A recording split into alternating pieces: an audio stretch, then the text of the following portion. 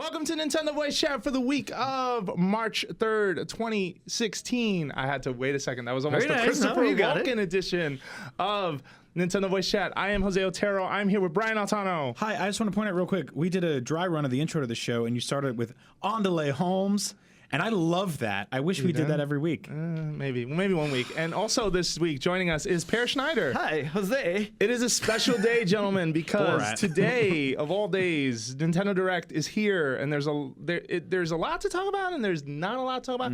It was an okay Direct. Let's start off from the top, right? Like, not a ton of great things, but also nothing bad, nothing Right. outright bad. You know what I'm trying to say? It's, Just a lot of stuff feels like it's coming. Totally, and I think it's followed their sort of like direct pattern or habit of a couple of singles and doubles. If you know, if we're going by like baseball remember your terms. baseball Yeah, terms. I not know a what's lot, up. not a ton of home runs, not even a grand slam. Even we haven't gotten a grand slam from them in a very long time. That will obviously be the next Zelda trailer we get, or a release date or whatever. But you know, I kind of like the way that they take a bunch of smaller announcements that would mostly just be emailed to people in a press release that we'd probably skip over and package them into one sort of magical 42-minute thing. So Yeah, I think it's all about expectations, right? Like, Yeah. there are not a lot of companies that have consistent rollout of kind of announcements and community-facing videos. And so if you compare that to some of the other companies that announce titles twice Yeah. a year, obviously it's great to get these regular updates, but you cannot walk in always expecting greatness. Like, you know, we're sitting here going like, we want Zelda release date, we want Zelda Yeah. trailer, we want Yeah, Pikmin or 4 take- announced, we want NX, we want, you know, and so yeah. you're not gonna get that. It's E3 is the big announcement time, I feel. Well, wait a minute. We have had directs that have blown us away in some capacity. I mean, Yeah. November, Cloud and Smash blew up the internet. Yeah, That whole I know, that direct was cool. That was a really good one. well Yep. paced. Yep. yeah. It feels like they have these, you know, it happens every once in a while. You have one that just blows you away. There's things you would never have expected. And then you have some that, okay, this is a bunch of stuff that's coming out and we're excited about it, but are you excited about it? Yeah, That this ends up was being the Kirby of directs, right? Yeah. Like there were a lot of games Consistently showing. good, Obviously, I but- mean, more than two games revealed in here, right? So Yeah. there were a bunch of announcements, but they were not the kind of I gotta mark my calendar for this game's release kind of announcements Yeah. in general, right? And Sure. I think the timing, even on announcing when the direct was going to happen, had helped to sort of curb expectations to a slight degree. You think so? Yeah, there was like a 48-hour lead on this one. It was like, we're doing a direct in 2 days, and all of a sudden we got it. It was like, okay, cool. I like that because there's been times where you know about it for 4 or 5 days or whatever it feels like, and by that time, you know, there's the expectations are through the roof. Well, and they set expectations off the bat, right? Immediately in the press release or the emails, it was no NX, no mobile. Like just First time I've ever seen them do that, too. No, they've done it plenty of times. Actually, they will say like we're not talking about either of these, which surprised me only because Miitomo is coming out later this month. However, there is the whole like when we talk, you know, when we spoke to Reggie at E3, where he said something along the lines of when you look at someone's like E3 presentation, he was talking about it within the E3 capacity, but I think it still applies to gamers in general. Sure. Folks will look at this and go, I don't want to see this here. Like this doesn't fit here, so to speak. I'm not quoting him directly, but that's roughly what he was saying. And so I think right out of the gate, they just set those expectations. And so you go and going, okay, well, what are they going to show me? And we knew some of the things, right? We knew they were going to talk about Star Fox. We knew they were going to talk about Pokken Tournament. We knew they were going to be talking about some other games that, you know, have been on the books for some time. But then we got, you know, Paper Mario, and we got a new Kirby game, and we got Rhythm Heaven Mega Mix. I'm so happy about that. it's coming. You know? Yes, thank you. That's what I wanted. And now I just hope that we'll see how the changes turned out, right? Yeah. That's I think the what you took away from this direct and how you felt about it depends on whether you are kind of you're a pundit, a journalist, or a hyper fan of Nintendo who's looking for that next big thing that will not to quote the man, but the not great man will make Nintendo great again, right? Yes. It's like you need. Yeah, I'm so sorry. I am so sorry. That's Yes. an Andros quote, That's right? right. That is. that's, Make I mean, Andros he's Drumpf practically- again. He's practically Andros. Let's not name him. He's like Voldemort.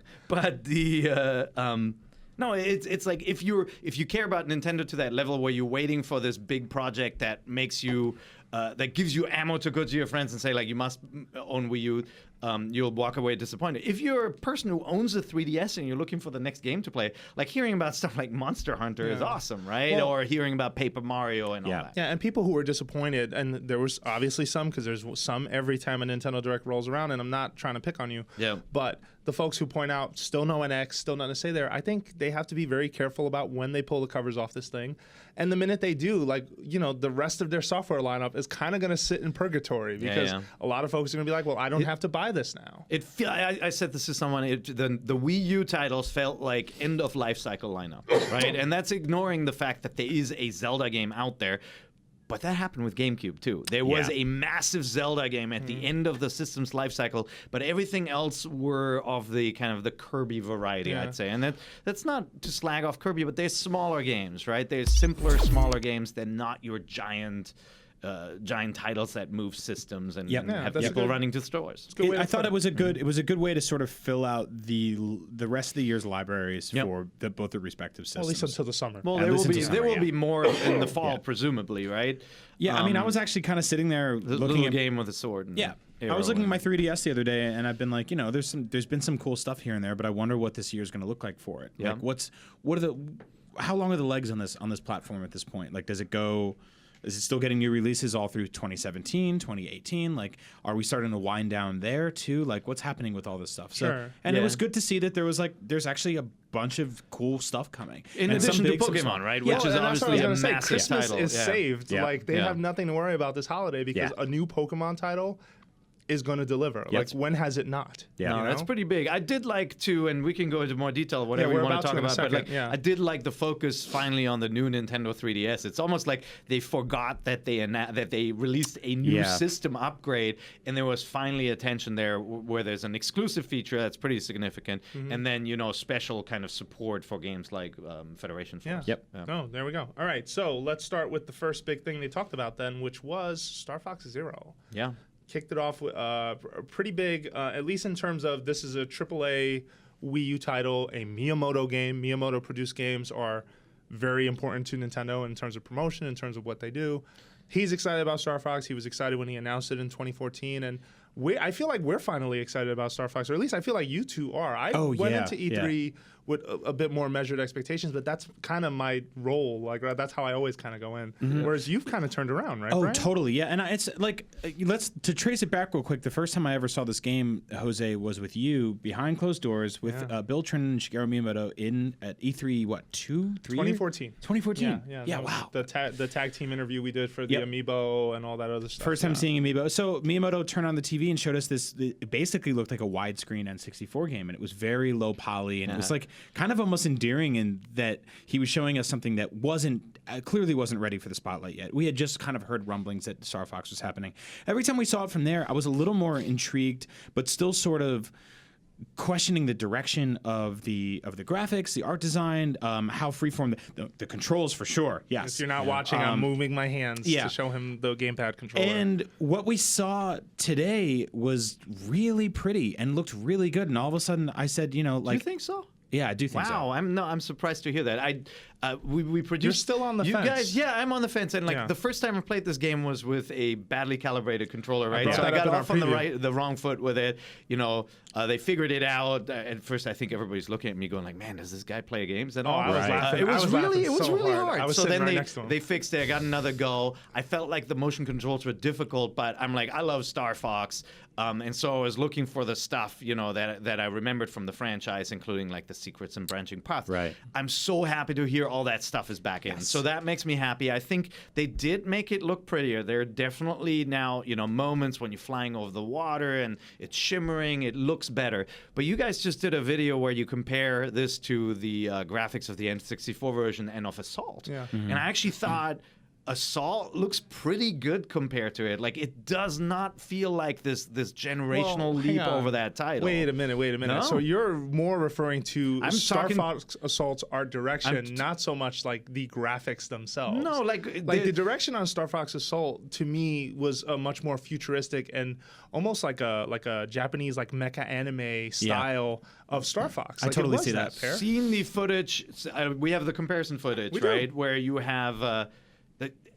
it's art direction for sure. I mean, this game still they kind of preserve that very flat look, right? Where it's very primal colors and everything, which I don't mind, but it also doesn't dazzle you. Like, think about it this way: if you took Star Fox 64 with its super simplistic graphics, right, with the basic polygons, and you just dazzle people with like lots of stuff happening on screen, like complex things going on, lots and lots of enemies, you would be more impressed than with this game that is textures and lit. Hang on, but I've played it, and I have seen sections that felt that way. And okay, like when you're playing on Fortuna, we did. Like, did you watch everything we have? So I don't know. Like, you guys are not going to convince me that this game looks amazing. I'm not here to convince you this game looks amazing, but I'm here to tell you it looks good. I'm here to tell you it looks better than it did before. Okay, I agree with that. Both of those things are true I totally statements. agree. It looks better than what I saw at E3 for sure. Yeah. And there are moments where it actually does look pretty. There are like, there are moments where it looks good, but then you get... I mean, just think about what was the level with the fog at the bottom. That's Fortuna. That's what I was talking about. Fortuna, right? Like the returning level. We saw that in from Assault, Star Fox actually. Assault. Yeah, it didn't look anything like that, by the way. No, and I like the kind of vines and stuff, and it looks good. But then you've got this cloud layer, this fog layer that just looks like a flat polygonal surface. You don't get the sense that there's like billowing clouds and stuff. I don't want to throw the nitpicky like complaint, but I will say it looks very simple to me. It looks simple, but it still looks fluid, and it looks like smoke. No, it's fluid. And it works fine. Like I feel like that is a small thing to me versus like, okay, with the improved lighting and the way that level works too. Like from what I played, you're flying between these branches that sort of crisscross and weave. Yeah, and I was then going to say, end up inside of a branch, and you're trying to like shoot down these Venus flytrap looking things, and everything's taking a shot at you because the game is. It felt so I have no problem much harder. I'm hoping it'll play nicely, and like I'm excited to play it too. I'm reacting to the visual fidelity of this game. I mean, it's. Well, are you talking about like texture-wise, or are you talking about like art direction? Because I know it's both combined. It was sort of decidedly low poly for a while, right? And very flat, very geometric. And I think that this time around, like you're actually seeing a lot of the flair, a lot of the sort of like kind of like architectural weirdness that they can shove into a game like this. There's a differentiation between the levels from stage to stage that I don't think we've seen from this game before. It really felt kind of like generic space corridor stuff for a while, and now we're seeing stuff that like that plant level, it looks really cool and very interesting, and it's like that's what I want from Star Fox. I want Star Fox to have that sort of Star Wars feel where it's just like you jump from Hoth to Endor or something else, and you're going from planet to planet. And for a while, I think Star Fox was basically just like flat grass textures and these sort of like mechanical huts built on top that you dove up and down through. But this, for the first time, we're starting to see a lot more variety in the stage design. And to me, I think some of the enemies can use a bit more of a facelift. I mean, like some of these guys, like the ones that knock over buildings, have not changed in over 10 years, from 1997. And it's keeping that look. And I think that might be where the eyesore is, because the ship looks great. For the most part, the planet looks good. I think that kind of art direction is what is polarizing for you here. At least that's my interpretation. And again, I don't mean to be overly negative on this game, but when you see the footage from this game, like my first impression is like, okay, so many years have passed since I first played this game, and it just.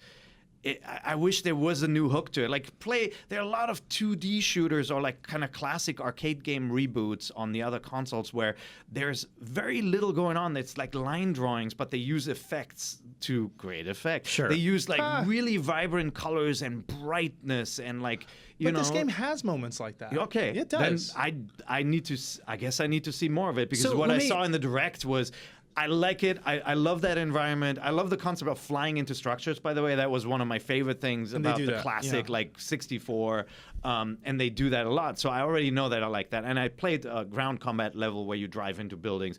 I love all that. I think that's cool. But visually and art direction, it's just So let me tell you a few things that change on the controls, though, right? Like right now, like Splatoon, one of the things that made Splatoon's motion controls work is having an easy button to quickly recalibrate the motion controller when it gets out of whack. At E3, I will never forget, I was standing next to you. The controller was out of whack. You could not fly the ship, and there was no way to reboot it without rebooting the demo unit, essentially. Right. This is a demo unit. This is a show floor. I won't hold that against this game. I know you're not, but they added that feature in, so that was always helping me whenever I felt like my hands were in a weird place. I could just quickly readjust and get ready to shoot the next thing.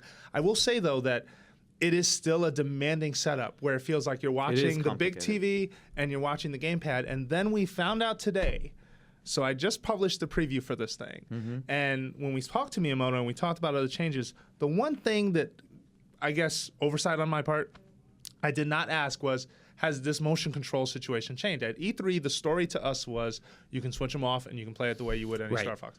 And we just found out today Like you in Splatoon, actually, basically, you actually can't turn them off. The statement that they gave us says the game has basically been balanced for that, and in some cases, it would make the game much harder if you did switch them off. It would not be a fun experience. Wow. So this is you're taking the motion controls or you're not, which is so odd to me because with Splatoon, they were willing to meet you halfway. Yes. Yeah. If you were willing to if you wanted to be a stick shooter and you wanted to go about it that way, you were able to do that in Splatoon. But to be fair, Splatoon is less about precision, whereas this game is more about precision. Yeah. But I still think the power of choice matters. I So I'm mean, surprised we will by see. that move. To me, it's all about the tutorial, and that was my note when we first played Star Fox. I said, at a convention when like somebody throws these controls at you, you don't have a lot of time to get adjusted to it. And I have no doubts that the final game will actually teach you how to use the motion controls properly and ease you in. With Splatoon, first time I played it, I'm like, I don't like this. I turned off motion controls. I went back to it later, and I found that setup to be superior. Right. And, so I have hopes that Star Fox will be the same way, where you will realize that, I get way more precision this way, with like locking on and taking off out bigger groups of enemies, that when you're playing that way, you'll realize that it was the right setup. But still, though, this is the time where they go motion controls, gamepad. Like, this is the big, like, it just feels like, I mean, it's a few years too late to be like, this is the game that shows what the Wii U can do. It's almost like if you buy something really expensive and it doesn't work, and for 3 years your wife is telling you to throw it out, and you have one last hurrah and you go, oh, this is the surround sound system is perfect. Or it's like me yelling at my Kinect up until 2 months ago, realizing it doesn't work all the time. Like, it just seems like a very odd thing and this game looks great. I just don't understand why they're so forceful about saying you have to use motion controls for this thing. Well, Probably because it will, like, whatever, if they add the options, they will have to accommodate for them in a variety of ways. And, like, maybe it got complicated when you have, like, like when you fly around and, there was a stuff. section, and I'm forgetting the name of the level, so I apologize for that. Yeah. But we were basically on a sort of a planet surface, like it was a cityscape. And there is a section where I basically, because this is a roller coaster ride, that's Star Fox. The plane sort of takes a nosedive. You're going down into sort of this area, and these enemies are coming out of a doorway near the bottom. And so you basically fly and align yourself and fix yourself. And then there's sort of a turn that you're wrapping around, like a semicircle, essentially. And as the plane is basically flying, you are like just turning the pad and just shooting at these like biker enemies that are like coming by. And so in those moments, first of all, the transition there was a little weird. Like, it didn't look like it was natural when it went into the position where it was about to start making the turn. Sure. But regardless, that section felt really good because I didn't have to worry so much about the position of my ship or I have no time to move. It just felt like a great ride, and I thought that was good. I really appreciated that and liked that about the game itself. I will say this, though. In terms of, I don't think this is a situation where the motion controls are unreliable. I think it's more that the sensitivity and you getting accustomed to it can be a frustrating experience. You have to think about a lot of things. Yeah, and that's where I come from when I say that this game has one of the more demanding setups than I think they've ever asked of people. And I'm surprised, too, for a Miyamoto game, because Miyamoto games are usually very friendly. Yeah. And there are, like, sort of, I don't know, I feel like over the years there is less of a barrier to entry. And this is asking a lot of people. Now, the 2-player mode is in there, so one of you can fly the ship using a Pro Controller. The other person is aiming with the gamepad. Maybe that's going to be the better way to play this at home. Like, I don't know. Sure. But I will say that what I played of the R-Wing stuff, and that's all they showed me, I enjoyed it. I thought that the roller coaster ride was there. Visual arguments aside, like, I felt really good. Yeah. And I love the portals, right, that you can discover alternate paths. I always like that about this game, that it's kind of got this arcade game length, right, where you can play through it, but then you can go back and you can find something else. And I dig that, and I'm glad that they went back to that. And obviously they are listening to fans on a lot of these changes, which I think is refreshing. It just seems strange to have such an overly complicated control scheme for what will ultimately be one of Wii U's swan songs. Yeah. I mean, are they so Are they just confident that the people who will play this game are pre-existing Wii U owners at this point? Like, have they given up on? I don't see them doing like console bundles for this game or anything like this, right? Like, we are in the winter years of this system right now. So remember, though, they played with this type of control setup for Nintendo Land, obviously, right? When you're piloting Samus's ship, right? They had more complex controls in some of those games. And, like, I got to think that they asked consumers what they thought of it. I mean, I don't usually hear feedback about Nintendo Land saying the controls were so bad I couldn't play it, right? And no, but that was a very complicated segment. But like, you got used to it to the point where, like, in my house, the kids always want to play as the spaceship, right? You know, right. Yeah, I made it work. I mean, it's interesting, and I mean, obviously, they I liked it. I was gonna say piloted this idea, but that's so stupid. On Star Fox 64, we gotta move on soon. Star Fox 64 for 3DS had motion controls plus 3D, which was like very disorienting. But after a little while, I turned off the 3D slider and just tried motion controls, and I actually found it enjoyable to an extent until I tried playing on an airplane or a train or something like that. Well, yeah, that's when it gets silly. Yeah, no, anytime you're in public, it's a little. You're about to elbow the lady next to you. And I have no problem showing off my 3DS in public. By the way, right, I love that the classic ships are in there. The classic ships. Retro R-Wing. Yeah. So Yes. that's really, really cool. Like we got, there was Jose showed us his preview to a bunch of IGN editors, and there was like this like clapping, cheering laugh in the room. Yeah. Seeing that for the first time, because the juxtaposition of that model versus the very much more animate versions of things around it right now is perfect. But did you notice how it had like this purity, like this classic look to it, where it actually, you don't look at that R-Wing and go like, that looks terrible. It has like this pixel art sensibility to it, and that's why I wish like the game took more like, it feels like the art style is generic rather than special. Sure. And like that is ultimately my issue. Like, so if it's generic, it needs to dazzle me with the best freaking explosions that Michael Bay has ever dreamt up, and it didn't quite do that. No, and I agree that the explosions weren't doing that. But I think that once you play more stages, you may come around a little more on this. Fair we enough. got to move on. Let's talk about Owls? New owls. Owls hooting over the fact that Super Nintendo games are now on new Nintendo 3DS only. Now, this is a rollout plan that they basically announced, but you now have more variety to your Virtual Console if you choose to upgrade or have upgraded to a new Nintendo 3DS. They released a schedule, the usual suspects, right? The Link to the Past, the Super Metroid, the Earthbound. Earthbounds, the Super Mario Worlds, the Pilot Wings, the F-Zeros. My only disappointment with this, and I will be clear, I'm happy this exists. You're gonna set up, Brian. I can already see. I already see the fuse lit. The Brian. I was gonna say a good thing actually. I think this is really cool, but I am worried that in the Direct there is no mention of pricing. Yeah. And so to me, that's just set off, well, am I buying these again?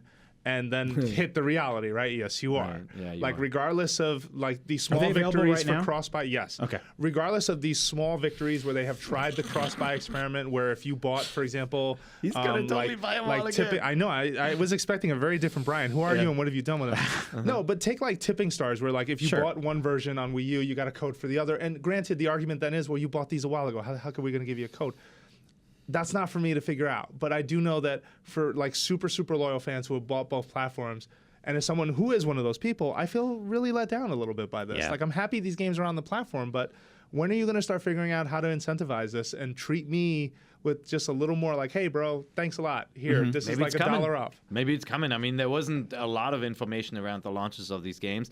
I thought it was really interesting that it's a new 3DS exclusive. You know, that... I'm assuming it's a technical hurdle because, of course, they would want to roll it out to the biggest possible audience, right?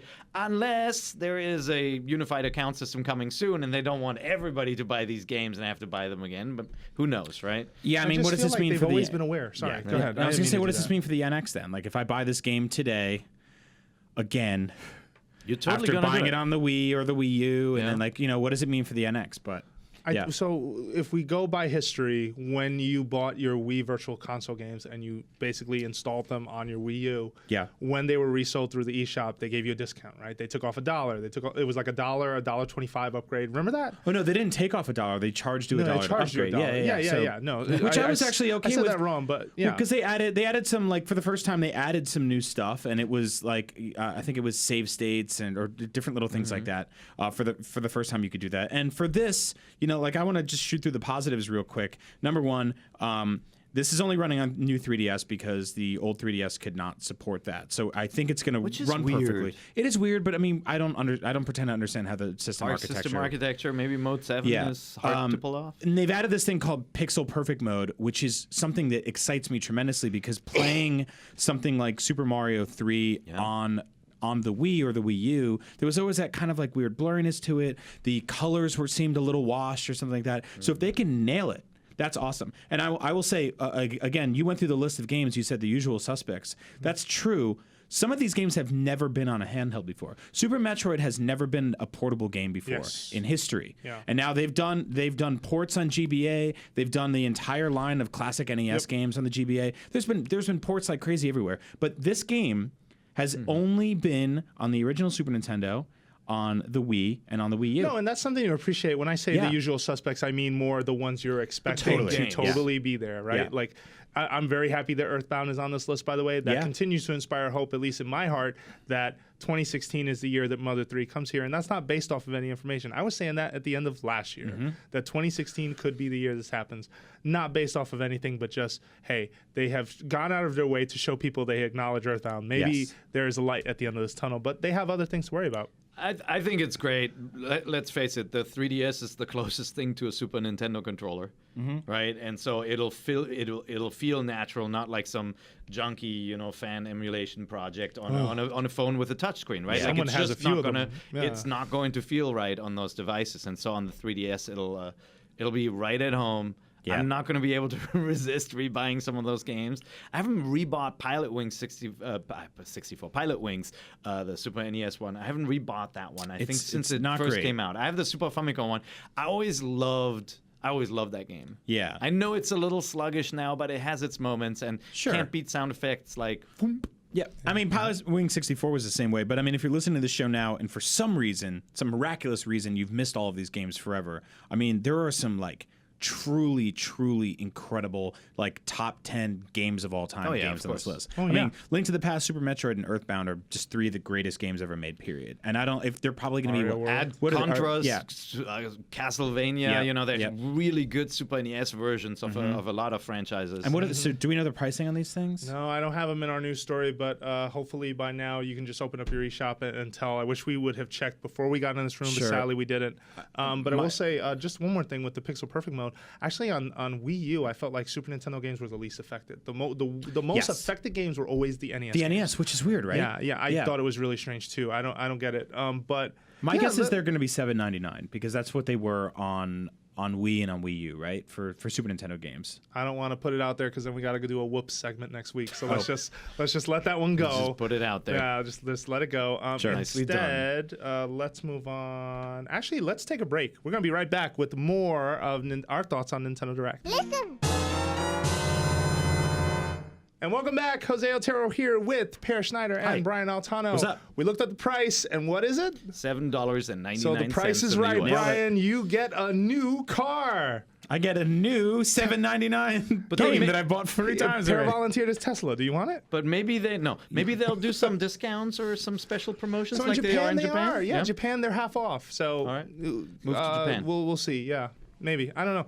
All right, Per, quick plug for IGN. Oh, Go. yeah. No, we just wanted to call out, first of all, thank you so much for supporting the podcast and listening to NVC. NVC's got, a few 100,000 listeners on iTunes. That's really, really awesome. That's awesome. And some of you guys are even watching the videos on IGN. That's always very appreciated and on our YouTube channel as well. We know they were a little hard to find, but also wanted to call out. We have a bunch of apps. So if you own one of the newer Apple TVs, you can actually get NVC on your Apple TV. Just install the IGN app and watch our show, either the full shows that we post or the clip outs. The more viewers, the more content like that we can bring you. If you don't have an Apple TV, it's actually pretty cool. I got one. We're also on the PlayStation 4 and the Xbox One. I know I'm crossing the streams. We're unfortunately not on the Wii U. We always wanted to be. We'll get on the but, NX. you know, NX, we're going to make a push for it. So install our apps, check out IGN on some of those platforms, and you can get your NVC on the big screen because we're so much more beautiful on the TV. It really does look good there. I've watched a bunch of IGN content from my couch, and it's like cool to not just be hunched over a laptop. I think there's that notion and understanding that to watch internet stuff you have to be that like pterodactyl perched over, but it's really not like that. It's the way I force my wife to watch trailers, like movie trailers. Oh, really? Because she would never look up a movie trailer online Yeah. ever. And so, you know, sometimes in the evening I'll pop on the IGN app on the TV, and then I'll just like, hey, check it out. They're remaking this. Hey, check it out. What Ghostbusters looks like. And she'll be like, oh. But yeah, so that's how we catch up. Yeah. All right. So next up on the list is Mario Maker and Splatoon updates. So I thought Nintendo was done with Splatoon. How cool is that? I have been hoodwinked for the last Yeah. time. And I also thought that since they were done with free Splatoon DLC, that we would start paying for Splatoon DLC, which is also not the case. So nice job, guys. So far, so good. I'm still playing that game. I wish I had more time. I want to play more. Okay. You know, I'm keep getting sidetracked by all these other projects and games that are coming out. But yeah, it's really, really cool to see them support this game and still balance it. You know, like they're rebalancing some stuff to encourage usage of some of the lesser weapons, right? Like the lesser used weapons. Very, very cool. And Mario Maker, man, I feel like they're going to support this one for a while. Yeah, it Just was really looking cool at to what they're see. doing. I was kind of holding out for like one more filter. I really want like a Game Boy filter. But in the meantime, the keys and door stuff they're doing is really cool. The new spikes that come down are just awesome. That's great. And I really loved how they presented it too, because they said, here's the thing you can do, and then here's the craziest version we could come up with in 5 seconds of just like, here's the spikes that come down, and then here's the version where they all come from different angles. Well, and we've seen that in some like new Super Mario Brothers or even Super Mario World, where everything just comes at you at once from all sides. Yeah, it's so And scary. when you take a community of really passionate like level makers, and you know, I can't wait to see what some of the like really high end like crazy guys are going to do. The ones that make impossible levels, but they're only that they ask so much of you, not so much that they're putting Kaizo blocks everywhere. That's what they call you know, the invisible blocks every once in a while. But the key, I think, is also those. huh?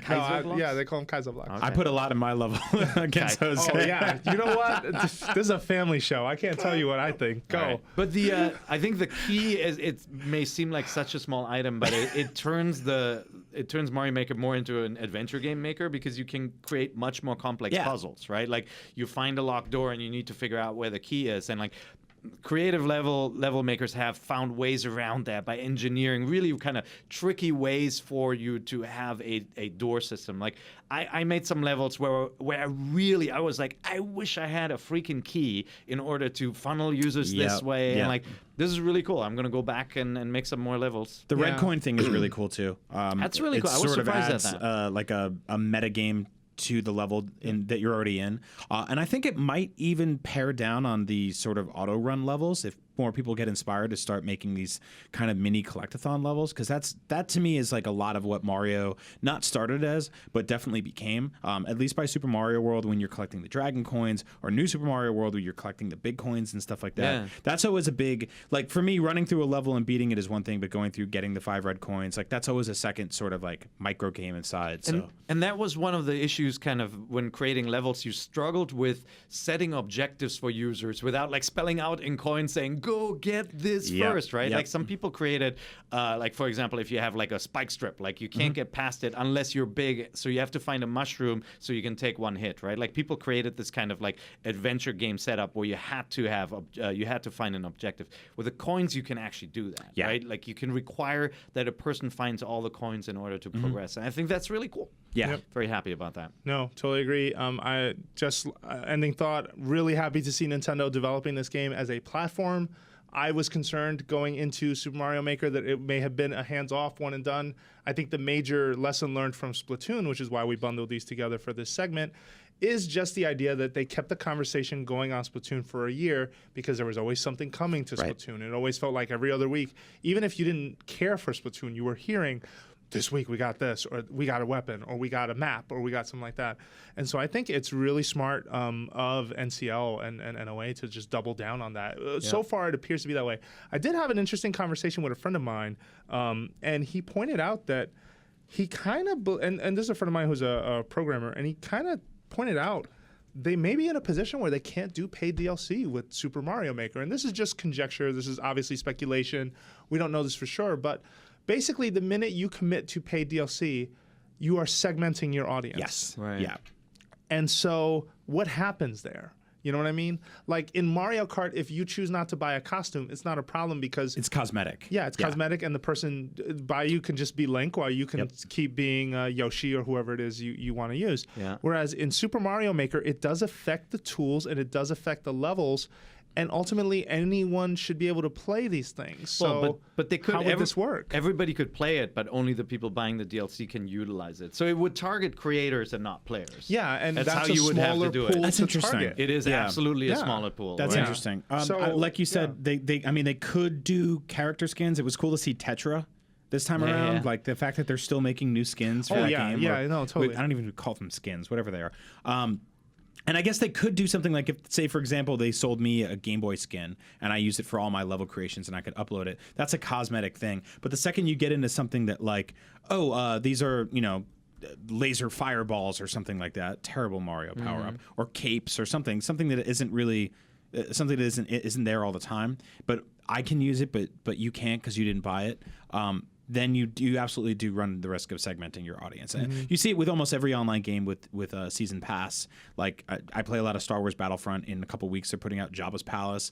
You have to buy that, And if you didn't, like those online servers aren't going to be populated. So it's always been a problem. Everyone's still sort of figuring it out. Nintendo's only kind of stuck one toe in the pond. It's still a little weird to hear them say stuff like season pass, like they said it for Fire Emblem. Yeah.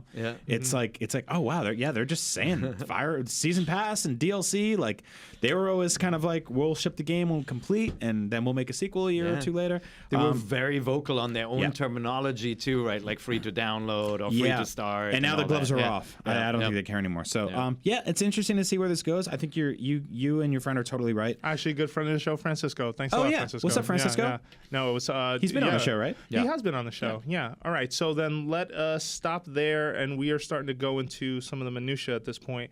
Actually, let me ask you this: what is going on with Tokyo Mirage Sharp FE? Or what's Well, the it's name got of a this thing name, now? first of Well, all. it's got It's yeah. called This is the Tokyo first time we're getting Mirage that name, but Sharp FE. What's going on with that? No idea. I'll tell you what went on with it in Japan. It tanked. Yeah. Oh, really? Which was Yes. really surprising because Very. it felt like it tapped into two universes that I thought would open this game up in Japan. But it is far removed from Persona. It is far removed from Fire Emblem, right? So I think it's cool. It's got that it has a real title. It's still kind of like the typical like gobbledygook Japanese translation title, right? Like anytime you have to have a tilde or a number sign or an asterisk in your title, it feels like that game will not see mainstream success. Like it's just which isn't always the case, right? Really quick, I want to correct myself though. Tokyo Mirage Sessions Sharp FE. So hashtag FE. Not always the case. Bravely Default is still the poster child for you can have a weird name and you're going to be fine. And Bravely Second is about to come out in the US. It's out in Europe already. And we're used to game titles like Donkey Kong, of course, which is nonsense. Fire Emblem. But like there's there are titles like if you think back to the Sega days where like some titles have literally tilde characters in their titles, in their names, and it's just my preconceived notion that means that game will sell 5,000 copies in the U.S. Sometimes and it not happens, reach. and sometimes this is the pair roulette. I like it. No, it's just it's my prejudice. But yeah, it is.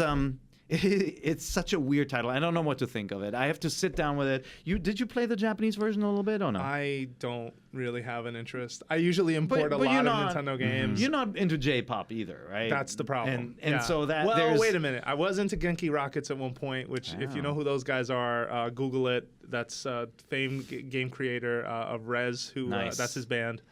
I dabbled. Yeah. But yeah. See, I'm not too into old. that I now. like when I was in Japan, like Kome Club but you and got a Southern daughter. All Stars She's were popular. She's and all gonna get that. into J-pop. What are She's you gonna into do? K-pop more than into J-pop. Interesting. Yeah, Okay. kids nowadays. But I think that's it, right? It is a title created for a very specific niche audience, especially in the U.S.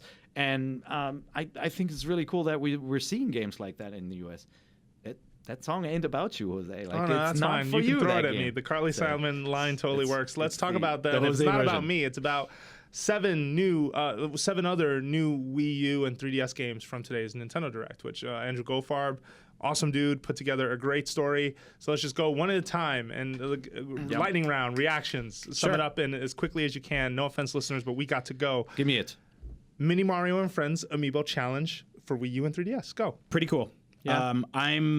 I will say that I've sort of been less and less interested with the Mario vs. Donkey Kong series as it's progressed. It started out incredibly strong. If you go back to Donkey Kong 94 and then the DSi games that came out after that and GBA games and stuff like that, really cool stuff. I will say that kind of less and less. I was pretty lukewarm about the last one, but this one looks really cool, and I'm all for giving it another excuse to drag out the Amiibo, scan them in, and play through a cool puzzle game like this. See, I still had fun with the last one. I even finished it. It's just one of those games that is perfect for travel. I feel like I'm not gonna play it on the Wii U as much as I will play it when I'm on an airplane. And I think that's the perfect kind of bite-sized content. The last one was cross-buy, right? Yeah, yeah, it was both. That was cool. So I actually finished it on the DS and not on the Wii U. I got way more into it on 3DS as well, because I remember just being on a cross-country flight and being like, "This is perfect." It's the closest thing Nintendo has to a mobile game, like a traditional mobile puzzle game. Yeah. So I've played this because it's out in Japan already, and it was played tied to this. the same promotion in terms of you had to buy an Amiibo to get a code.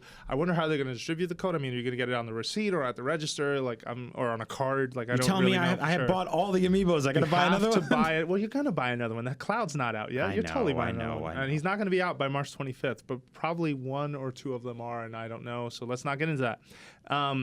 It is just like Tipping Star, but the way the Amiibo work is that they unlock an island that is basically themed around that character, and each character has a unique mechanic. So, for example, Mario can wall jump, whereas Yoshi can eat enemies that are coming towards him. Whereas, how many characters are in this game? it's the Mario set. Oh, okay. So will I get Plus a code? Rosalina. So I will don't I get think a code there's with Cloud? It doesn't matter what Amiibo you buy. You just get need a to buy code. one As and long you as you get the buy an code. Amiibo, you get a code. But it won't work. It won't necessarily work with the game I'm buying it for. It will. So there is a generic little character who has no special power, or at least let me not say that. I don't remember his special power, but there is a generic character. So if you swipe an Amiibo that is not one that is included with the Grabio. game, they'll still do it. His name is Grabio. Grabio? No, I just He's made making it up. Yeah. We never talked about Slippy's Grab it. Uncle Grippy, by the way. Let's save it. We really screwed up today. Yeah, we did. All right. So then, Pocket Card Jockey, a Game Freak game. Super excited for this one. Really? Yeah, it looks Okay. great. I love Yeah. cartoon horses. Anything Game Freak will get my attention just because whenever they deviate from the Pokemon formula, it can be really cool. I've always said on this show I'm a big supporter of Drill Dozer. Love that game. That's a Game Freak game on the GBA. So I will give this a shot just on the virtue of their name alone. Same here. They always take. They always take a very simple approach, right? Like their games are never graphical powerhouses. It's always about a very simple game mechanic that's done well. Yeah. So I'll check it out too. Well, I think of stuff like Gunvolt and Box Boy, and they're like smaller game titles that they don't have a 3-year-long console life cycle or development cycle, but they're turning out to be really fun. And if this looks like one of those just like quick little downloads for 3DS that I can play for a while and get into, like, this is gonna be cool. Okay. Speaking of Azure Striker Gunvolt, Azure Striker Gunvolt 2 was announced. Yeah. I really like the first one. I'm going to give this a shot. But where's my Box Boy too? I think Now that's with color. That's your next. next your direct. next direct, or like if by E3 they haven't announced it, it's after or the one before where they just give you It's the games they coming, don't right? have time for. Yep. Yeah. No, they'll say it. I didn't buy the Japanese version because I'm probably holding after. out for the. I US bought the one. Japanese version. I haven't Of been playing course. it though. I'm the worst. Okay, so next thing, Lost Reavers for Wii U. This was formerly Project Treasure. Right. Now. Lost Reavers. It was released in Japan a while ago, by the way. We do have access to it if you guys want to try it. Go. There were some astute IGN fans who predicted this game was going to be included in the not in the hard. comment They said it section. last year. Yeah, also Sorry, a bunch kids. of stuff got leaked, but no, like I was watching the gameplay. I'm like, oh, this brings back memories of like PSO, like Phantasy Star Online, or other kind of 4-player co-op games that I really enjoyed. Technically, it doesn't look that great. It looks choppy. It looks. I don't know. Marty it hates looks, the UI. The it UI looks is generic. everywhere. Yeah. But it's also free to play, right? And Yep. so it's a game that you can try out, and if it hooks you, then you didn't pay a dime to really kind of see it. Okay. So Rhythm Heaven Mega Mix. Woo! Yeah. Yes. Hell yeah. Yes, please. Like, I know Very this is happy the about most this. excited I will ever be on the show. Thank you. This game, I've played through it. I've finished it. I can't wait to play it again. The multiplayer is really fun. It's up to 4 players. It's great. It is the most charming rhythm game you will ever play. And trust me when I say this, Rhythm Tengoku the best plus. It is serious business. Like, Yeah. do not underestimate There's this no game. better sumo Unless you hate slapping rhythm. simulation. Yeah, oh man, in the world. that one's so good. That's my Of favorite. the thousands of sumo slapping simulation games, this is easily Yes. in Well, the it's funny top. because I sequestered you both like separately Yeah. in a room Yeah. to try the game. And you guys remember, like, we're all just sitting there, heads bopping. Oh, it's so much fun. It's so such much a good fun. time. Yeah. And great. yeah, give it a shot. All right. It's, so we're, it's like, to me, it's classic sort of what I want from Nintendo. You know, it feels like WarioWare plus a rhythm game. It's just so much fun. Yep. Yeah. all right. We already talked Get about that. Tokyo Mirage Sessions Sharp FE. We brought Tilde. that up at the start. Is it Tilda? No, I'm Oh, kidding. okay. And lastly Asterisk. was Disney Art Academy 3DS, which I don't think is for this crowd necessarily, but I think this will blow up in Japan just It's, because anything you know, Disney blows up in Japan. for kids. Yep, totally for kids. Completely agree. As somebody who went to art school, I'm all for kids drawing more. It's Yep, really cool. yep. Like I actually didn't get into the Pokemon Art Academy because I'm not super big on Pokemon. But if one day they make one of those games based around, they're kind of like the Lego games, right? Like they're really fun if you love the source material, but if you don't, you're like, I thought you were gonna say Garbage Pail Kids or something. Like you didn't finish what they based it Art on. Academy Garbage Pail Kids. Yeah. Hell Would yeah! you? That'd be- Yeah, I'd you love to would? know how to draw those little booger boys. All right, yeah, those cards. I will never forget those They're cards. so nasty. Yeah, they're gross. All right, so cool. Let's end on. Have we talked about Paper Mario? No, yet? Paper No. Mario and Kirby. Okay, so those are the last two, right? So these are the two sort of big. One of them not so much a surprise. I guess both of them not so much a surprise. I feel like Kirby games are a dime a dozen, but here's Well, but another still, one. we didn't know that one existed, right? fair. And Yeah. like they've been playing with the art style, and this one is kind of like a return to, like the GameCube days, really, kind of like art style. Well, like Triple Deluxe. It's Triple Deluxe again, which I wasn't a fan of. So I'm gonna let y'all talk. Yeah, it looks cool. I mean, I will never hesitate to try one of these games. It's the what it always comes down to is how long I end up playing it. I What like the how he hell? jettisoned himself out of the room, like, "Padoom." Hey, Kirby, goodbye. Peace, mic drop.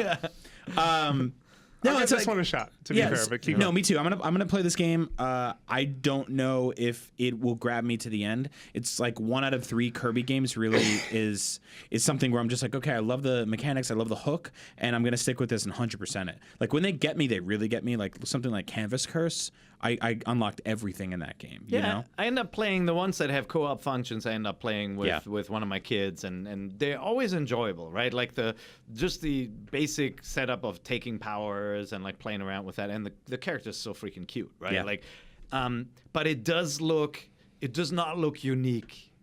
It does not look distinct, right? It feels like an expected update in a series, and it's not one of those games where you're like, I can't wait till this is on shelves. Like if you are, if we have a listener out there who is waiting, like counting the days till every Kirby release, email us, let us know. Yeah, totally.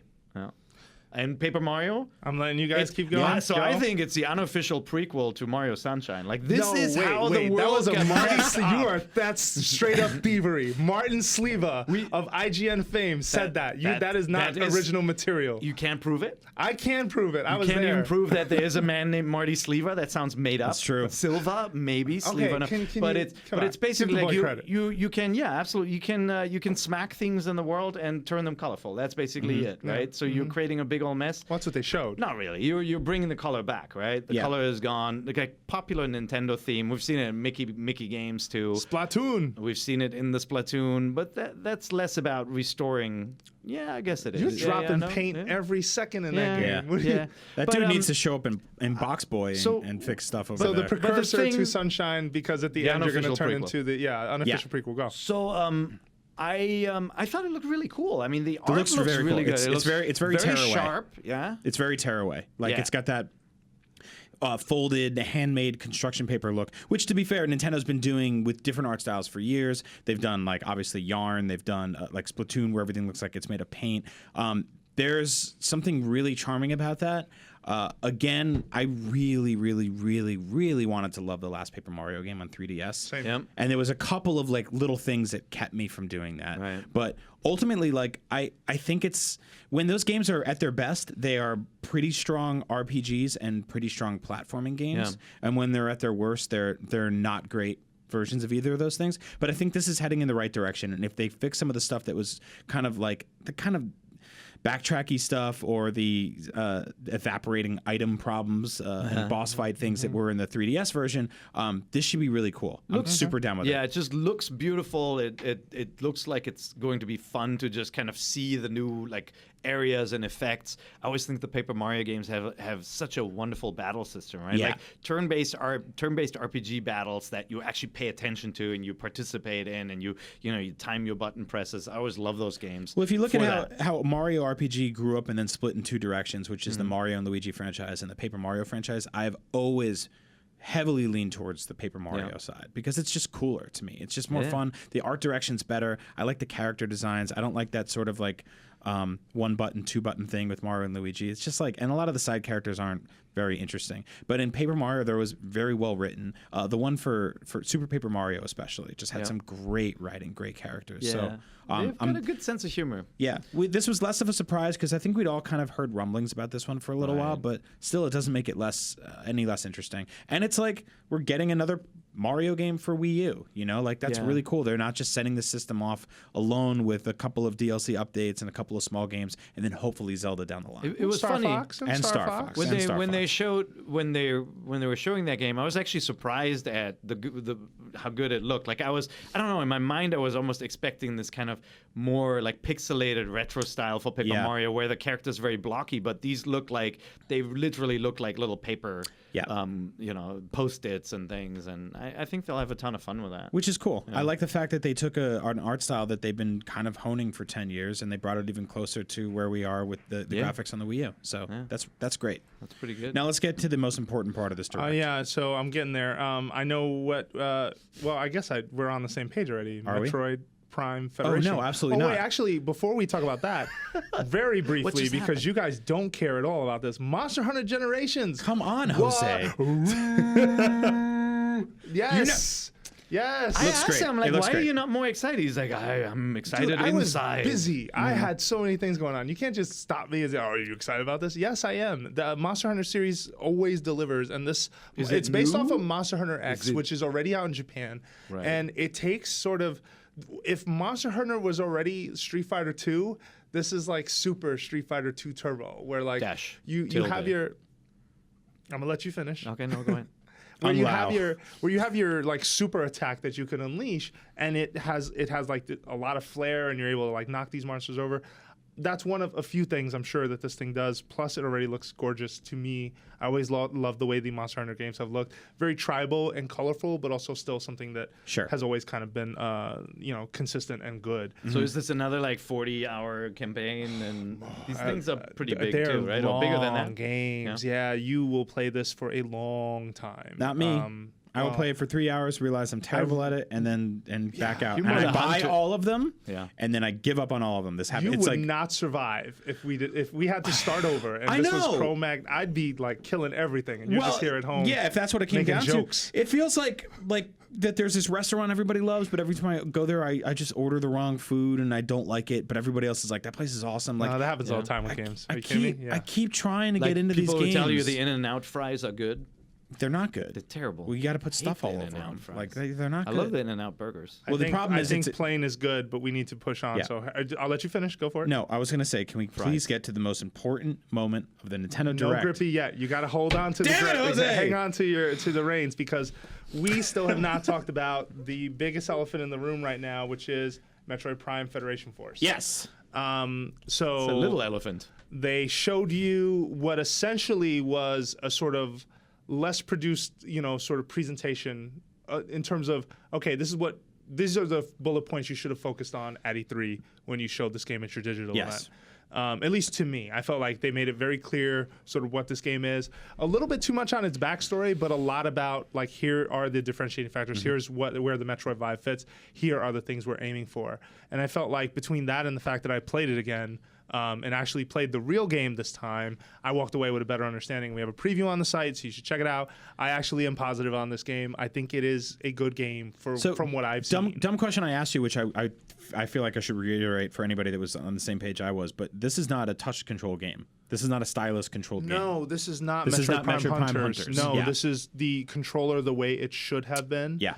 Using an analog stick. If you're a new 3DS owner, Nub. you can use the nub, but I don't think that's a great idea personally. The nub is very small. It is not FPS games. To me, the right stick has to be something that is easy to put your finger on and very easy to manipulate back and Sure. forth. And the nub, and I have big thumbs, so maybe that's the problem.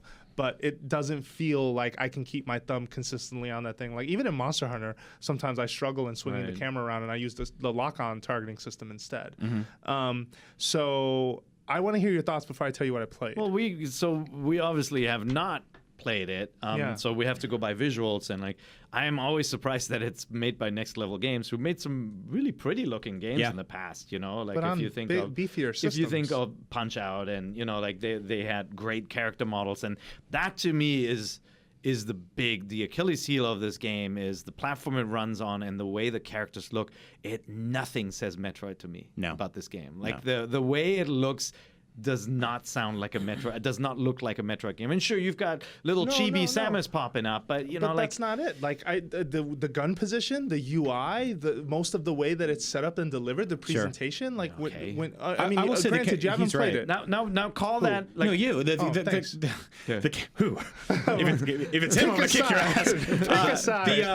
The character design, I will 100% go with you. It's chibi. It's sort of almost generic. It feels kind of custom robo-ish. But the design in the rest of the game, the HUD, all that stuff, very Metroid to me. Right. I mean, if you go back and look at Metroid Prime now, and if you strip away some of the particle elements in your mind and the sort of the raindrops and stuff like that, it is a very sort of flat kind of polygonal game when it comes to the design and a lot of the take enemies. that back, it's gorgeous. It is gorgeous. I don't mean that in a bad way. I actually love the low poly look. That's why when I see stuff like this, like I saw somebody, total side tangent, but somebody started making Virtua Fighter action figures that are based on like the low poly models. Oh, yeah. And I was like, I would kill for one of those of blocky like ones. Mario 64 or Banjo Kazooie. Like that low poly Ocarina of Time look is something very endearing to me. And I actually like when the 3DS tries to push polygons to that level, but they're still flat and colorful. That's why I love the Wind Waker so much. So I think this game, it works really well. I'll say what I've always said from the jump. If this game was happening congruently with an actual proper 2D or 3D console, full bells and whistles Metroid game, people would be like, awesome, cool, love it. Because it's the only Metroid game we've gotten in a very long time.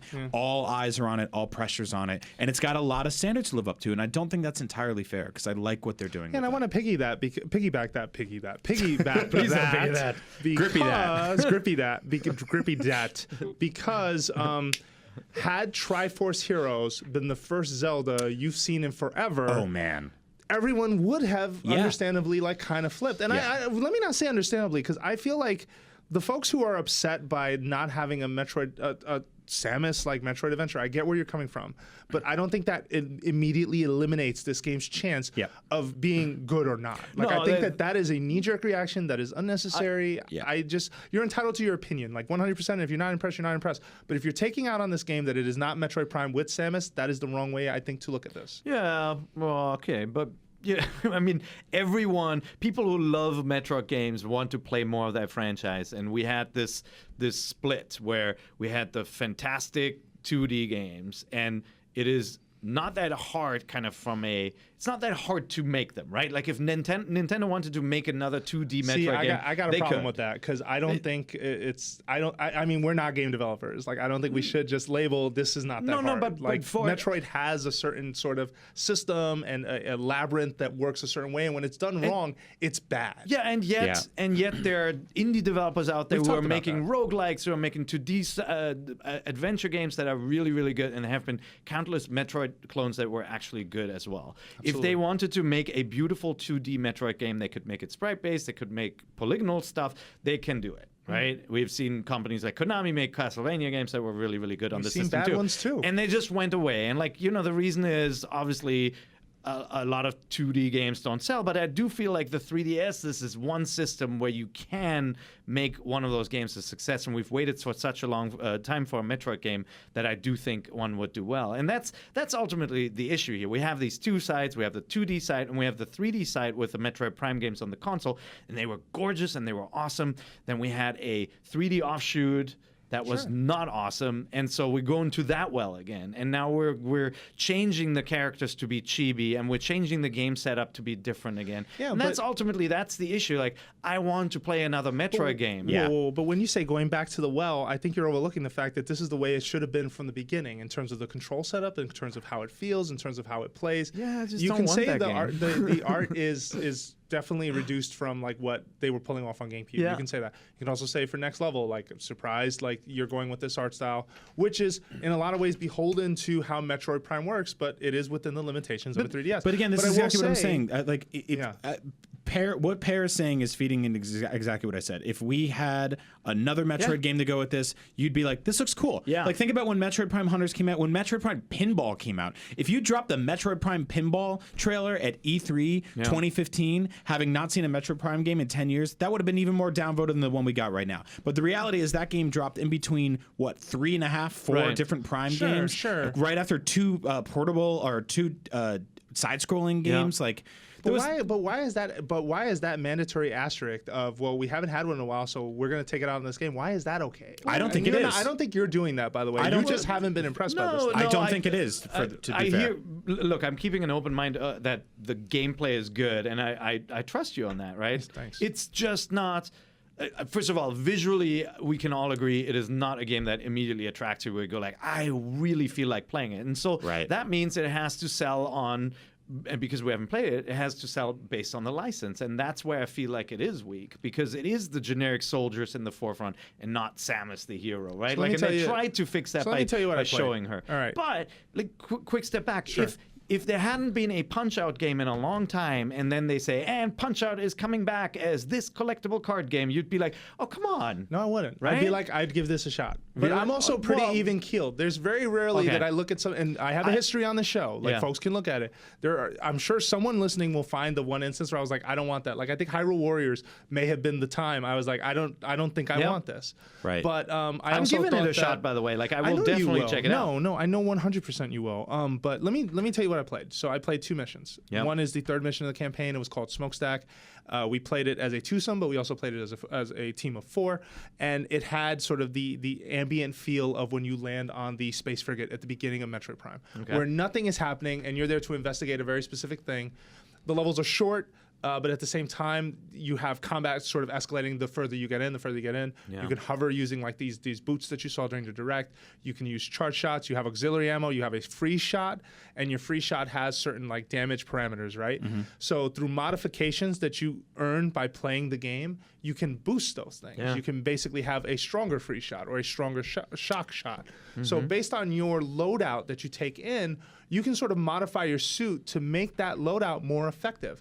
I think those are all good ideas. That sounds cool. That was that first mission. It ended with a boss fight, which was a generator like enemy. It's like a self-aware like basically it's a fridge. core. You're shooting a fridge. You can say a fridge, yeah, it's in an air exposed conditioner. spots, and during a cycle, basically the whole room fills with gas. You have to retreat to these platforms, fight off what we call in Destiny ads. I don't know if you remember that, but basically like mobs of enemies that will come Yeah. out. And then you rinse, repeat till you kill the boss, and then Spice Pirates show up and you fight them too. The second mission I played, I enjoyed a lot more. It was 16 missions in. I think it was called Slipstream. It's a different planet in the same system. And you basically imagine this table is a big flying contraption, like a base, and there's a signal beacon on it. So basically, it's a trap. You guys get dropped off. It's a trap. The ship that you're on gets blown up by Space Pirate Warship, which is flying directly where this camera is in relation to this table, and you are basically pushing orbs to the other side of the stage Yep. to fire them through catapults over to that ship. Gotcha. You have 10 minutes to kill that thing, Okay. or you wipe, and Yeah. the thing is over. And the entire time, Space Pirates He's are bringing all his flying in. Destiny lingo in here. Yeah, I am. Keep going. But even though the Space Pirate AI, and I don't think Space Pirate AI was ever something that was amazingly well done. I always thought the Metroid Prime games had AI that try to make you think it stayed alive, but ultimately you can kill him pretty quickly. Even though that aspect of it wasn't super polished. It's very similar to Zelda. I mean, there are enemies that like don't let you hit them from the back, and so we got crushed by that second stage. That's cool. Because so many enemies were coming in, and the warship that's in front of you blows certain hole, like it'll vaporize holes in the platform, so you can't just push an orb up the way you normally would. By the way, the orb skills do translate to the blast ball skills, which in the context of a sports game was not a ton of fun. In the context of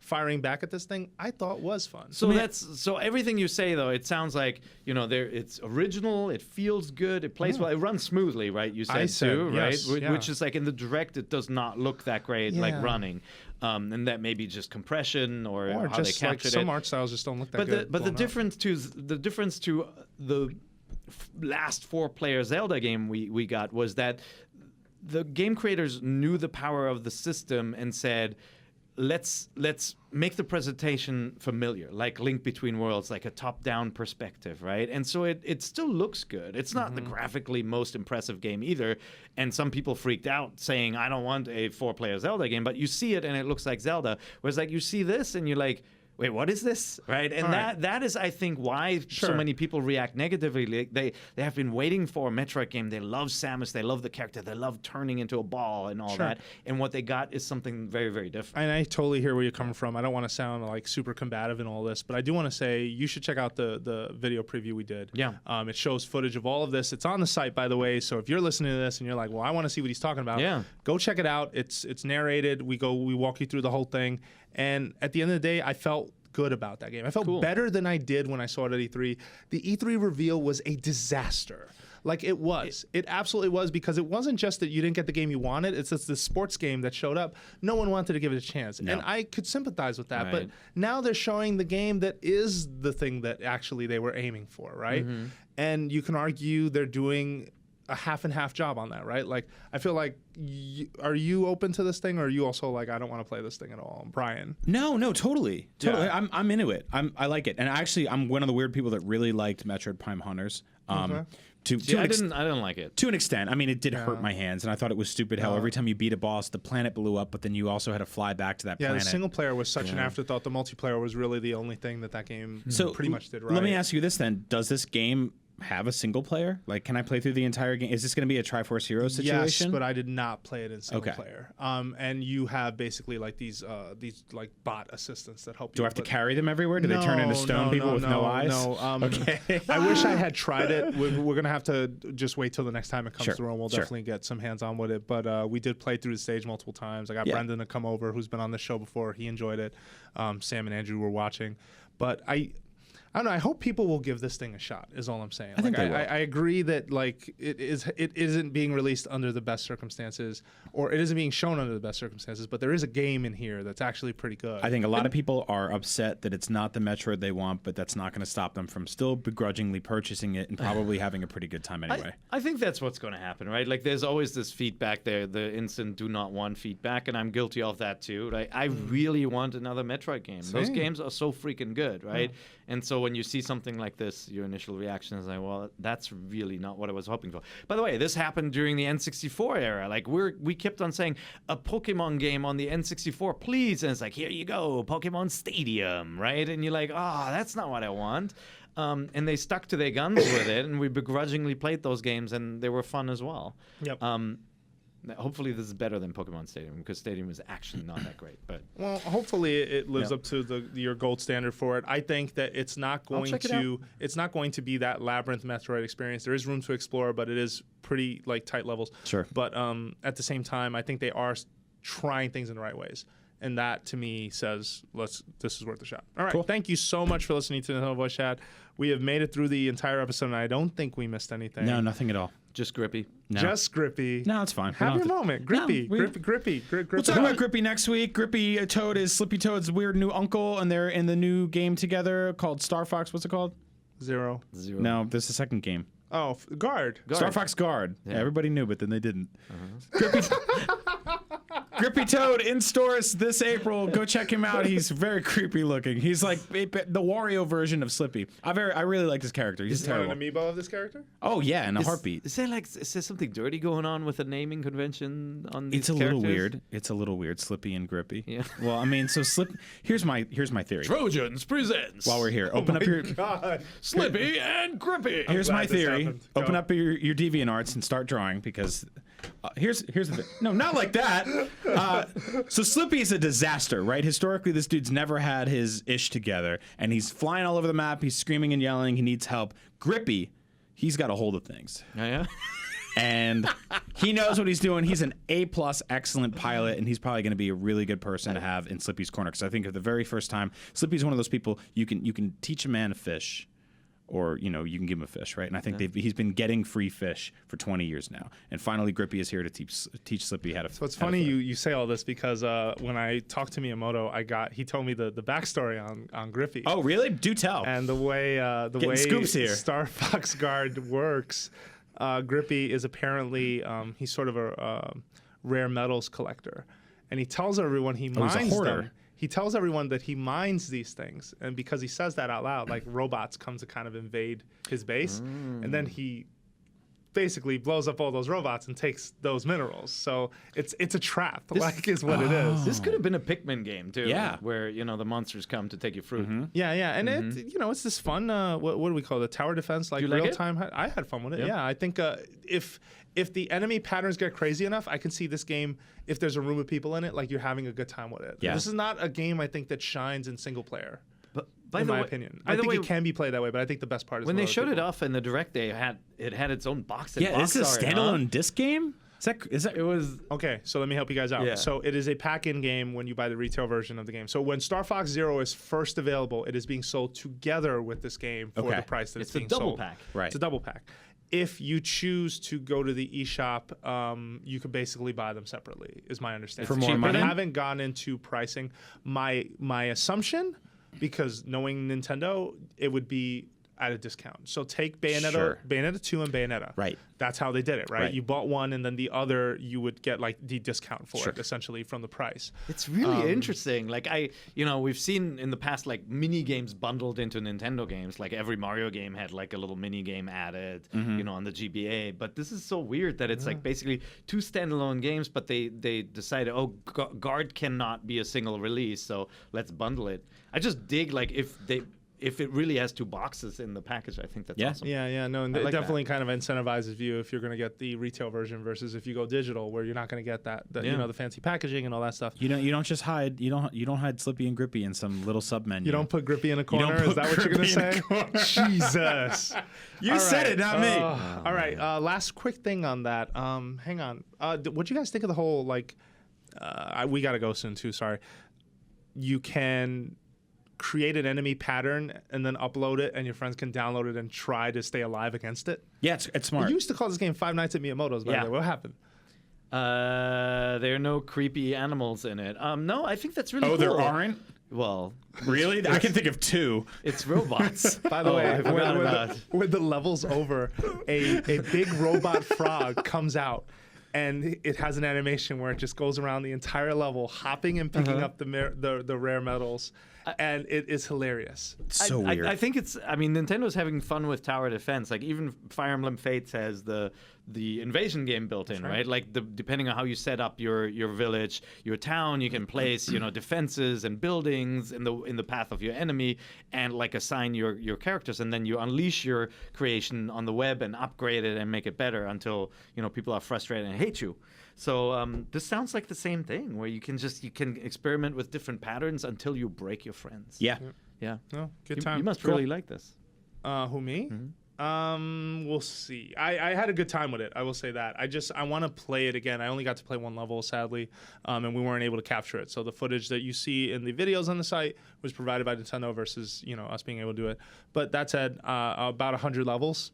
He said, by the way, that too. So just to throw that in there, I think that's cool. Sad reality though, and not that I feel like this was doing super well out of the gate, but the same year that Project Guard was shown, and that's the game that turned into Star Fox Guard, is the same E3 where Star Fox proper got announced, but also the same E3 where they showed Project Big Robot or Project Giant Robot. I forget Right. which name. Giant robot.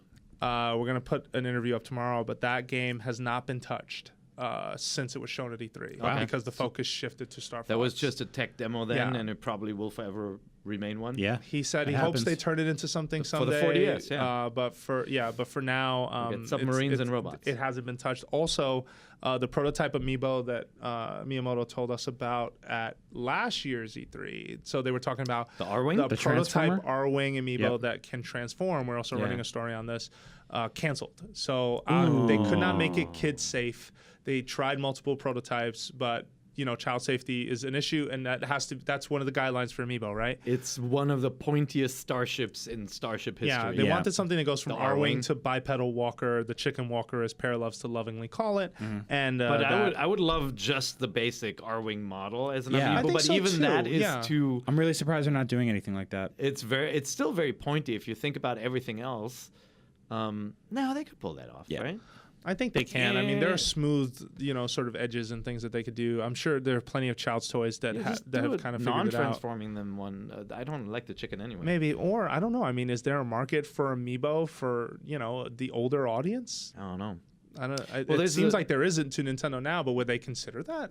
No, I that doubt you get it. into that's like high-end collectible territory. Because you can still get sued too. Yeah. Like Oh, if really? it looks too much like the other amiibo and it's the same brand, like similar brand. there's Yeah. so Alana Pierce is our toy editor. We hired her a few months ago. She has this box on her desk of $100 Fox McCloud statue. That's the high-end sort of. That's the adult Wow. version of amiibo. Does it look cool? It looks very cool. I saw the R-Wing that First For Figures is making, like the big R-Wing. Oh, like really? This big, yeah. It's Oh, like man, I love stuff two- like And that. you $300 pre-ordered it No, I with the didn't. GM bucks. I have too many. I ordered a Sideshow Boba Fett, who's like this big. Oh, did you really? It's so those good are the looking. best, man. Yeah. That's like one of the Shipping coolest. now. Oh, really? I'm never coming to work again. That is one of the coolest figures Just gonna ever sit made. next to Boba Fett. Yeah. Okay. That's awesome. All right. Well, that's all the time we have. Thank you so much for listening to Nintendo Voice Chat. We're a weekly show on IGN. You know the whole spiel, but thank you for listening. Send us feedback at nvc@ign.com. Send us feedback also on iTunes, actually. I Yeah, just thought yeah. about that. Give Yeah, us a leave good us a review. Or- Doesn't have to be good. I mean, just, I'll review. A review is nice. Twist your arm a little bit. Take See if you can make it a good one. one If not, star. that's on you. 1 star for 100. Brian. Hey, Brian's and then one for all of us. solicitation. 5. And then one for IGN. Whatever gets you to 5. Wow. Okay. And lastly, you can find us on Twitter. You can find PearIGN. Paragin? You can find You can find Paragin Pear at Schneider. Paragin. Do over. You can find Pear Schneider at. Paragin. You can find Brian Altano at. Agent Bizzle. You should change it to Agent Grippy. Yeah, you think so? And myself, Jose_Otero. Thank you very much for listening. And we'll be back next week with more Nintendo Voice Chat. Fox! Help me, Fox. Oh, that was weird. Grippy. We Thanks, guys. need your help. your help.